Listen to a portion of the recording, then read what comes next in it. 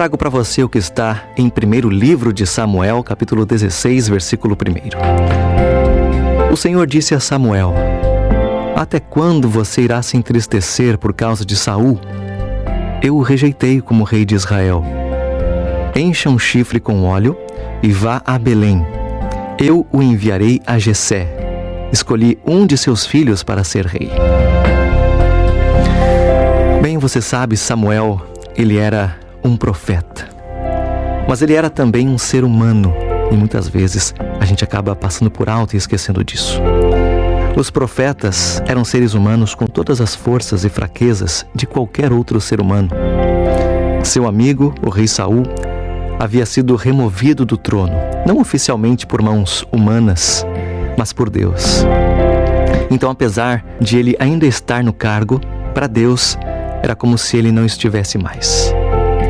Então Samuel chorou por causa disso.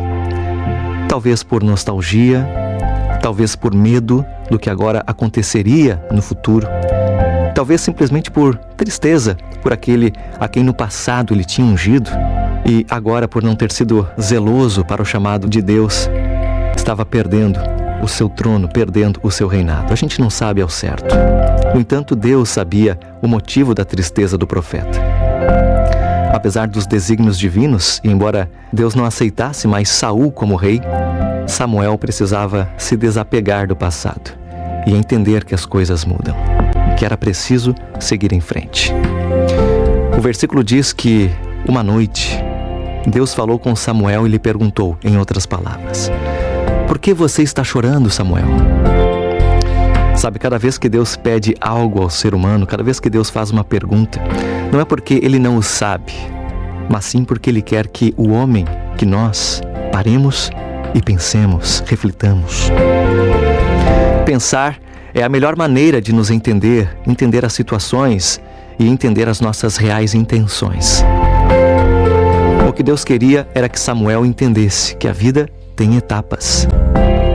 A fase de Saul havia passado. Deus estabeleceu, pela dureza do seu coração, pelo afastamento dos seus caminhos, pelo orgulho, soberba, uma espécie de impeachment para ele. Havia chegado então a hora de terminar uma etapa e começar outra. Mas o profeta estava relutante em fazê-lo. Há pessoas para quem os velhos tempos acabam sempre sendo melhores, né? Os chamados saudosistas. Pode ser que isso tenha acontecido também com Samuel.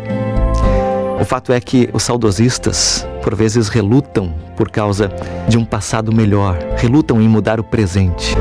Mas a dúvida ou a questão aqui, central, não é se o passado era melhor ou pior, mas o que importa é que o presente que está em nossas mãos e precisa ser vivido, vivenciado, precisa de medidas, precisa de mudanças, precisa de decisões para um melhor andamento, para um futuro próspero. E toda vez que você vive olhando apenas para o passado, simplesmente corre o risco de colidir com qualquer obstáculo. Imagine você andando pela rua somente olhando para trás. Não dá certo. Entretanto, tem muita gente na sua caminhada da vida assim, somente olhando pelo retrovisor, somente olhando para trás, sem se atentar para o que está à frente, para o que está diante dos seus pés agora. Tem muita gente magoada, porque simplesmente não olhou para frente. E aqui o profeta Samuel dá a entender que tentou viver o presente justamente olhando para trás. Sabe, hoje pode ser um dia diferente para você e para mim. Aliás, qualquer dia pode ser. Observe que, embora a luz do sol seja a mesma todos os dias, sempre há uma nova tonalidade a cada nascer do sol. Portanto, prepare-se para os grandes desafios e vitórias também que o Senhor Jesus preparou para você. Mas não se esqueça do que Deus pediu para Samuel. Até quando você irá se entristecer por causa de Saul? Eu o rejeitei como rei de Israel. Toca a bola para frente.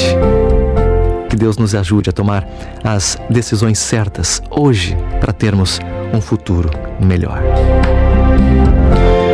Para mim, Esael Fernando, foi um prazer, um privilégio ter feito companhia cristã para você nesta manhã de quinta-feira, dia 30 de junho de 2022. A você o meu carinho, meu grande abraço, meu desejo de que você fique na paz. E até amanhã, se Deus assim permitir. Até lá.